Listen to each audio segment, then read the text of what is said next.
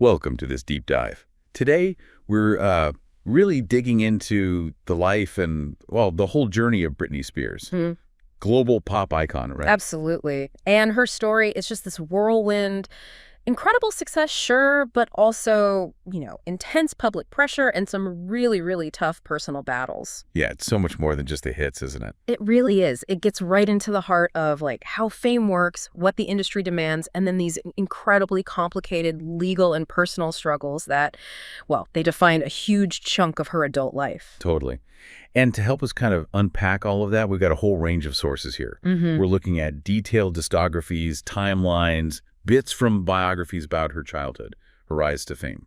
And pieces specifically on the personal struggles, the conservatorship, which became so controversial. Right, and importantly, we're also pulling in perspectives from fans online, public discussions, because that gives a different angle. Yeah, exactly. So our mission here, really, is to bring all this together. We want to unpack the story of one of the biggest selling artists ever. Yeah, not just the facts, but what it all means.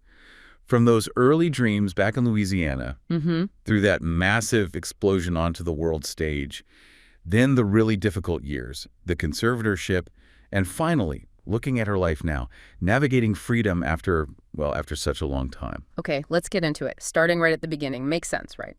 Where she came from, right at the beginning. Makes sense, right? Early dreams. So Britney Spears, born December 12th, 1981, grew up in Kentwood, Louisiana. And the sources, they describe her early home life as complicated. Complicated is maybe putting it mildly. Yeah, possibly. Yeah. Her parents' marriage was apparently pretty rough. Her father, Jamie Spears, his drinking problems are mentioned specifically. And her mom, Lynn, apparently described Jamie later on as barely present, never mind supportive or loving. Right. And sources mention Lynn's response to his abuse, too. It paints a picture of a pretty unstable, difficult environment for a kid. And on top of that emotional stuff, there was money trouble, too. Big time. The family faced significant financial hardship. It's actually quite striking. Her parents filed for bankruptcy in 1998. Wow, 1998. Yeah, just months, literally months, before Baby One More Time dropped and changed everything for them financially. Incredible timing. So amidst all that difficulty at home, music was her escape. It seems like it. Singing, especially, the sources say it was the only way she felt she could safely express herself. A real bright spot away from all the family stuff. And she wasn't just singing in her room, right? She was performing really young. Oh, yeah, from age 3, apparently. Dancing, singing for audiences. By 5, she was already winning dance competitions in Louisiana. Wow. And there's this detail that when she wasn't performing, she apparently spent a lot of time hiding from her family. That really says something, doesn't it? Like performing was her safe space. Exactly. It really emphasizes how performing was tied up with her emotional world right from the start. Yeah. And she went for it, pursued it hard. Auditioned for the Mickey Mouse Club at 8. Yeah. Didn't get it that first time, but the casting directors saw something, recommended her to an agent in New York. So that opened doors. Seems like it. By 10, she's competing on Star Search, nationally televised, and she was also working in New York as an understudy off-Broadway. Busy kid. Very. And then the big break, really joining the cast of the new Mickey Mouse Club when she was 11. Ah, the legendary MMC class. Totally. I mean, look who she was working with. Justin Timberlake, Christina Aguilera, Ryan Gosling, Kerry Russell. Just a few unknowns. Right. It was basically pop star boot camp, singing, dancing, stage presence. She learned the ropes there. But then the show got canceled in 94. Yeah, so she went back home to Louisiana, went to a regular high school, Park Lane Academy, just over the border in Mississippi, played basketball even. Really? Basketball? Yep. And it's interesting, she apparently looked back on that time really fondly, called it her last taste of normalcy. Knowing what was coming? Yeah. Yeah, you could see why she cherished that. Absolutely, because what came next was anything but normal. Right, so after MMC, she decides to go solo. Yeah, specifically solo. Didn't join a girl group or anything, which was common then. Auditioned as a solo act. And that led to the record deal. Yep, signed with Jive Records. She was only 15. 15. Incredible, right. Moved to New York, had a chaperone, started recording that first album. And she's talked about filming the Baby One More Time video, right, as being a creative high point early on. She has. Says she felt like a lot of her ideas were actually used, which is kind of poignant looking back. Yeah, definitely, considering the later narrative about control. So then the single drops, late 98. Baby One More Time.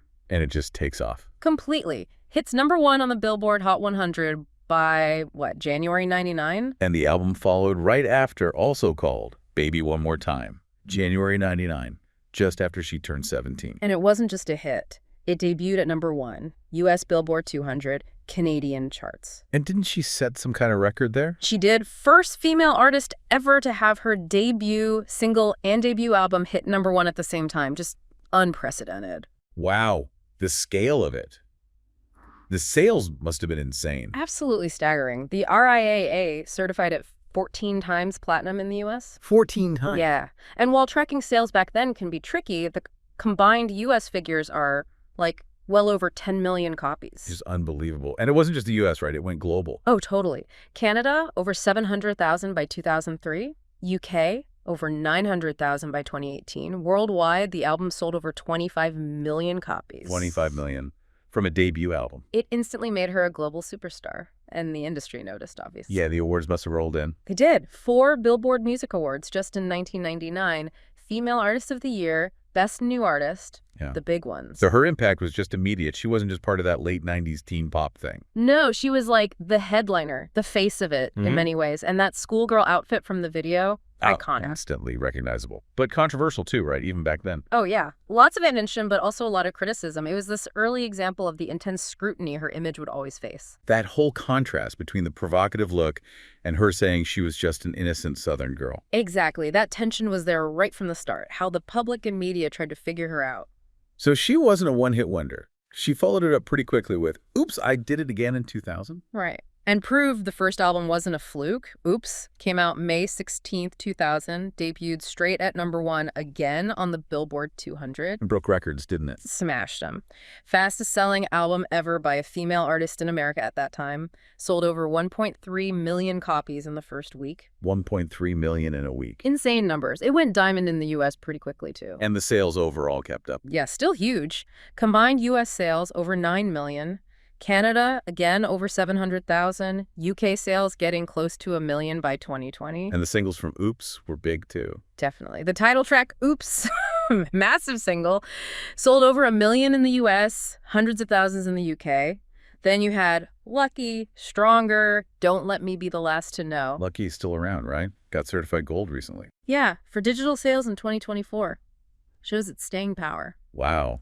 So with all this success, the focus on her personal life must have ramped up, too. Oh, absolutely. This is when the whole Justin Timberlake relationship really became huge news. They were both massive stars, former Mouseketeers. The ultimate pop power couple, kind of. Totally. And the tabloids went wild. Her private life was becoming very, very public. Which leads us into that next phase, like 2001 to 2004, where she seemed to be trying to change things up, evolve her image and sound. Yeah, that's a good way to put it. The Britney album, November 2001, that really felt like a deliberate shift. Trying to shed the super innocent image. Exactly. And the music changed, too. Take the lead single, I'm a Slave for You. Huge track, different sound. Yeah, critics pointed that out. More edgy, mature. Someone compared it to Prince, not bubblegum pop. It did well. Top 5 in the UK, decent in the US. And that VMA performance for Slave for You. The one with the snake. Oh man, yes, the giant albino python. That image is burned into pop culture history. It was definitely a statement. Designed to make people talk, signal she wasn't a kid anymore. It worked. It definitely worked. The Britney album had other solid singles too, especially overseas. Overprotected, I'm Not a Girl, Not Yet a Woman. That was from her movie, right? Crossroads. Yeah, exactly. I love rock and roll cover, Boys with Pharrell, mostly big UK hits. But the album sales, maybe not quite as stratospheric as the first two. Still very successful, over 4 million combined in the US, almost 500,000 in the UK. But yeah, maybe that shift alienated some of the younger fan base. Hard to say. Still huge numbers by any normal standard. And you mentioned the movie Crossroads. That was 2002. Her acting debut. Yep, her big screen debut. It actually did pretty well financially, grossed over $60 million worldwide. But then also in 2002, the big breakup with Justin Timberlake. Yeah, spring 2002. That was massive tabloid fodder. And her memoir, wow, it sheds new light on that. Says she was devastated, could barely speak for months. And revealed he broke up with her over text. Yeah, according to the memoir. Just brutal. And the other huge revelation from the memoir about that relationship. Pregnancy and the abortion. She writes she got pregnant, but he didn't want to be a father. Calls it one of the most agonizing things she'd ever experienced. That's just Heartbreaking. And it completely reframes that whole period knowing that was going on behind the scenes. Absolutely. Puts a whole different perspective on her emotional state back then. But professionally, she kept going. Released her fourth album, In the Zone, in November 2003. Right. In the Zone, more musical evolution. Definitely. Collaborations like the one with Madonna, Me Against the Music, that topped the charts in Europe. But the monster hit from that album, the one everyone remembers, is Toxic. Oh, Toxic. Yeah. That was a game changer in some ways. How so? Well, it earned her first Grammy Award, Best Dance Recording. That gave her a new level of credibility, especially with critics. And commercially, it was huge, too. Massive. Top 10 in the U.S., number 1 in the U.K. Sold millions. It's one of her signature songs, for sure. So In the Zone overall was a success. Yeah. Sold nearly 3 million in the U.S., over 500,000 in the U.K. Good numbers. And then the next year, 2004, she put out her first Greatest Hits album. Greatest Hits? My Prerogative. Right. And covering that Bobby Brown song, My Prerogative, that felt very pointed. Right, a message. Totally. Sources frame it as her, like, talking back to the critics, lashing out at the media frenzy that was just constant by then, sort of declaring her independence. Did the compilation sell well? It did, yeah. Over 5 million worldwide, over 1.6 million in the U.S. Not oops numbers, but still very solid for a greatest hits package. But this period, even with the continued success, you start to see the signs of, well, the personal turmoil really escalating. It's kind of the lead up to the conservatorship years. It starts really early 2004, doesn't it? That sudden Vegas wedding. To Jason Alexander, yeah. Her childhood friend. Married in Vegas, annulled 2 days later. Seemed impulsive. One source suggested it was her trying to, break out of the bubble of fame. Could be. It's hard to know the real motivation, but it definitely got headlines. Then, soon after, she gets involved with Kevin Federline. K-Fed, her backup dancer. Right. And that relationship really cranked up the media scrutiny, especially because his ex-girlfriend was pregnant with their second child at the time. Messy situation, publicly at least. Very. But they got married anyway, September 2004, and then had 2 sons pretty quickly, 2005 and 2006. But becoming a mom didn't stop the criticism, did it? If anything, it got worse. The media just seemed to jump on her parenting, questioning if she was fit to be a mother, analyzing paparazzi photos of how she held the baby. It was brutal. Just relentless. And then the marriage falls apart, leading to the custody battle. Yeah, by summer 2007, she's in this really difficult custody fight with Federline, and it doesn't go well for her. He got sole custody. Eventually, yes. In January 2008, the judge granted Federline sole custody. Her visitation rights were suspended. Devastating. And she was estranged from her mom around then, too. Reportedly, yes. Sources just described 2007 as a year of intense personal struggle. Lots of erratic behavior caught by paparazzi, which everyone saw. And right in the middle of all this, she releases an album, Blackout, October 2007. Yeah, the timing is significant. And that album rollout was different. Very little promotion compared to usual. No big interviews, talk shows, no tour. Nope. Just one main planned performance, really the 2007 MTV VMAs, and, well, that didn't go well. That performance of Gimme More. Yeah, people still talk about that. It's often described as a disaster. Yeah. She looked nervous, the dancing was sluggish, the lip syncing was off. Just a really tough moment publicly. And legal troubles followed soon after. Yeah, charged in a hit-and-run incident just days later. The difficulty just kept piling up into early 2008. So the sources basically connect all these things. The custody loss, the public struggles, the head-shaving incident everyone remembers, the VMA performance, the legal issues. Right. They build the context for what happened next. The pressure cooker environment leading up to the conservatorship. Which started when? Right after she lost custody. Pretty much simultaneously. January 2008, Federline gets sole custody. And then also in January 2008, a judge grants temporary control of her affairs to her father, Jamie Spears. And that temporary control just kept going. Over 13 years. That was the start of the conservatorship. And yet, paradoxically, her career seemed to get back on track almost immediately, didn't it? Professionally, things stabilized. It's one of the strangest parts of the story. Right after the conservatorship starts, you see these signs of a comeback. She did that guest spot on How I Met Your Mother in 2008. People love that. Yeah, it was really well received. And then the 2008 VMAs, A year after the difficult performance, she looked great, seemed much more herself, and she won 3 awards for Piece of Me. A triumphant return, kinda. Definitely framed that way. Yeah. And then came the Circus album, late 2008, went straight to the top of the charts. So commercially, she was back on top. Absolutely. Circus set a record and made her the only artist in the SoundScan era to have 4 albums debut with over 500,000 copies sold in the US. Sold 4 million worldwide. Wow. And the singles did well, too. Womanizer. Womanizer went to #1 in the US. Circus, the title track, top 10. If You Seek Amy, top 20. All big hits, big sales. Then a compilation in 2009. The singles collection, yeah. Had another #1 single on it, 3. And then Femme Fatale in 2011, another #1 album. Debuted at #1 in the US, yep. Her 7th studio album. And the single Hold It Against Me set another record. It did. Made her only the 2nd artist after Mariah Carey to have 2 or more songs debut at #1 on the Hot 100. Incredible consistency, chart-wise. Right. And Femme Fatale was actually her first album to have 3 top 10 hits in the US. Hold It Against Me, Till the World Ends, I Wanna Go. All did really well. Sold over 800K in the US. Okay, so then 2013, Britney Jean. This was under RCA, right, after Jive dissolved. Yeah, first major release on RCA. And she called it her most personal album ever on Twitter. Lead single was Work Bitch. That's the one. Oh. Big dance track, hit #12 US, went platinum. But the album itself didn't do as well. Critically, it got mixed reviews. And commercially, yeah, it was a noticeable dip. Became her lowest-selling studio album. US sales around 280,000. Still certified gold, but a definite drop-off from her previous peaks. Interesting. But she didn't stop. Renewed her deal, started work on another album. Right. Began working on the next one in 2014. And that became Glory, released August 2016. And how was Glory received? Much better, actually. Got positive reviews from critics. Debuted at #3 in the US, sold respectably. Got certified platinum, even multi-platinum in the UK. So a bit of a critical comeback. And the singles, Make Me. Make Me with G-Eazy. Yeah. And Slumber Party with Tinashe.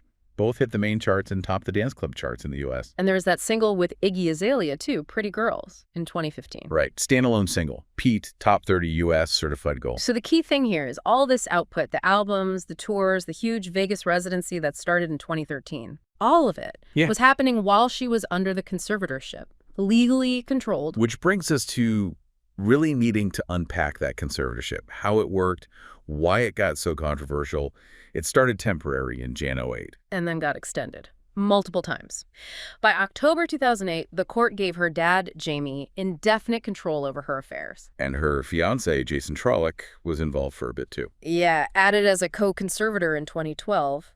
But crucially, he apparently had control over her personal decisions: food, clothing, medical care. But not the money. Not the assets, no.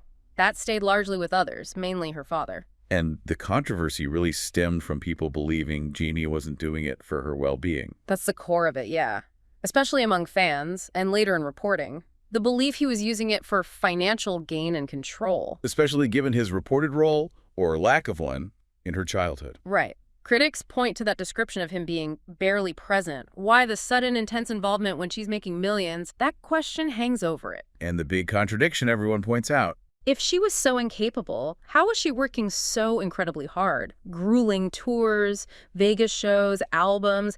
It doesn't quite add up for many people. How is that control maintained day to day? Sources mention threats. Yeah. Accounts suggest non-compliance met with threats, taking away her phone, isolating her. And the most powerful threat, reportedly, involved her kids. That comes up again and again in the sources. Fan discussions, biographical accounts, her own testimony later. The idea that access to her children was the primary leverage. That she towed the line to see her boys. Exactly. That she couldn't bear not seeing them. Some link her initial 2007 spiral directly to Federline restricting access during the custody fight. And the custody situation remained complex, didn't it? Federline got sole custody in 08. Right when the conservatorship started. She regained some visitation later, about 30% by 2019. But then that same year, Federline got a restraining order against Jamie Spears after some kind of incident. Making things even harder for her to see them, presumably. Presumably. And the argument some make is that when the boys reportedly stopped seeing her around 2019, that removed the main leverage. Maybe that's when she felt able to fight back harder against the conservatorship itself. What about the rest of the family? Were they involved, benefiting? Sources definitely discuss that, suggest her mom Lynn, sister Jamie Lynn, brother Brian, also benefited financially, either from the arrangement or just her fame generally. Jamie Lynn was a trustee of her trust. At one point, yeah. And both Lynn and Jamie Lynn built media careers partly off the back of Britney's fame. The picture painted is often one of the family seeing her as a business. Did Britney try to fight it earlier? The sources say yes. Multiple attempts. Apparently submitted requests to the court to end it as early as 2014. But she couldn't get her own lawyer. Reportedly not. Tried to get help secretly, but was shut down by the conservatorship structure itself. Then, in May 2019, she went to court, asked for it to be dissolved. And she canceled that Vegas residency domination around then, too. Yeah, January 2019. Many saw that as a huge act of resistance, taking back some control. And all this was happening against the backdrop of the media, right? Which had been scrutinizing her forever. Relentlessly. Criticizing everything: clothes, relationships, parenting. The paparazzi harassment was described as dangerous, really contributing to her distress. So the media played a role in her downfall, as it was often called. Arguably, yes. But then public perception started to shift, didn't it? With the hashtag Free Britney movement. Right. That started online, right? Instagram, Twitter, TikTok. Exactly. Spreading awareness, questioning the conservatorship, especially with younger generations. It moved from online hashtags to actual rallies. A sense that the public was finally on her side, looking out for her. Yeah, a definite shift. And then came the documentaries. Framing Britney Spears, Controlling Britney Spears, several of them. Britney v. Spears, toxic. They really brought the details, the allegations, the controversies into the mainstream spotlight. Huge impact. Did they directly lead to the end? Hard to say definitively, but they certainly ramped up the public pressure and scrutiny on the whole situation, contributed to the climate where change felt possible, likely even necessary. Though Britney herself wasn't always happy with how they portrayed things. No, she criticized some of them later, specifically the TMZ one in 2023 about her post-conservatorship life.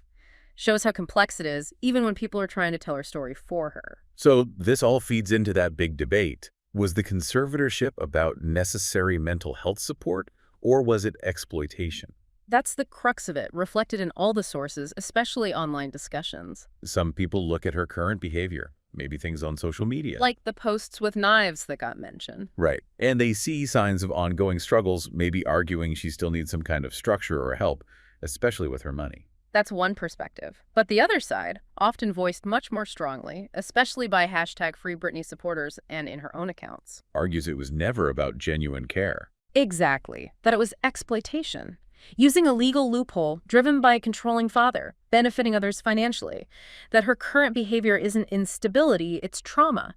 It's the result of 13 years of intense control, finally being free, and maybe not knowing how to be. That idea that she was sort of programmed to be helpless. Yeah.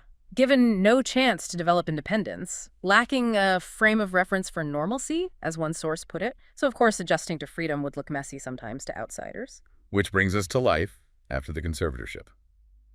It finally ended November 2021. A huge moment, celebrated by so many people who'd been following her story. And her relationship with Sam Asghari became central then. They met back in 2016. On the Slumber Party video set, started dating, got married, June 2022. But there were still family complexities. Reports her sons weren't at the wedding, hadn't seen her in a while. Yeah, that came out in a May 2023 documentary. Just highlights how those relationships, the ones reportedly used as leverage, remained strained even after she was free. So painful. And there was the pregnancy announcement in April 2022. Followed by the heartbreaking news of a miscarriage just a month later. She shared that vulnerability publicly. But the marriage to Sam didn't last long. No. Separated July 2023, he filed for divorce in August, citing irreconcilable differences, seeking spousal support. She posted about pain, saying she couldn't take it anymore. Another difficult chapter. But a huge moment in reclaiming her story was the memoir, right? The Woman in Me, October 2023. Absolutely massive, explicitly billed as her telling her own story on her own terms. Finally. And it covered everything. Conservatorship details, family relationship. Yeah, the strained relationship with Jamie Lynn, revisiting the Timberlake romance. And the huge revelation about the pregnancy and abortion with Timberlake. That dominated headlines. Her saying he didn't want to be a father, calling it agonizing. A perspective never heard before. Sources note he hasn't commented publicly on it. So this memoir feels different from her earlier books. Oh, definitely. The earlier ones were often co-authored or from a different era. This felt like her voice, unfiltered, finally addressing the conservatorship years and beyond. What about her finances now? Worth estimated around $60 million in 2021. Yeah, substantial fortune. But that detail about her allowance under the conservatorship always stands out. The $2,000 a week for her, while her dad reportedly drew $16,000 a month. Exactly. That contrast really fueled the narrative of financial exploitation for many people. And her public presence now on social media, it's still talked about a lot, debated. Very much so. People still observe, analyze, worry, like the posts with knives mentioned online. It feeds back into that ongoing debate. Is she okay? Is she thriving? Is she still struggling? Reflecting those different views, is this freedom or is it a sign she needs help? And reflecting the idea that after everything she's been through, what does okay even look like? She lacks that baseline of normalcy most people have. It really is just an extraordinary life story. When you lay it all out. Yeah. From child prodigy in Louisiana to global phenomenon, breaking records across decades. Facing unbelievable media pressure from day one, going through really deep personal struggles, that very public crisis. And then over 13 years legally controlled by others. To finally getting free, telling your story, Yeah. and now navigating, well, whatever comes next, trying to live after all that. Her impact is just undeniable, though. One of the biggest sellers ever. Billboard Artist of the Decade. Mm-hmm. When you really think about the whole thing, the pressure, the lack of privacy from childhood, and then that level of control for so long, Yeah. it makes you ask some big questions. Like, what does her story really tell us about the price of that kind of fame? About privacy? And about control, about how legal systems meant to protect can potentially be misused. Yeah. And what does her journey now tell us about, healing, autonomy, just finding your way back to some kind of normal life after something so extreme and controlled? It's a story that's definitely not over, and it leaves you with a lot to think about. It certainly does. A really powerful, complex story. Thanks for joining us for this deep dive. Thank you. It was a lot to unpack. Definitely. We'll see you next time.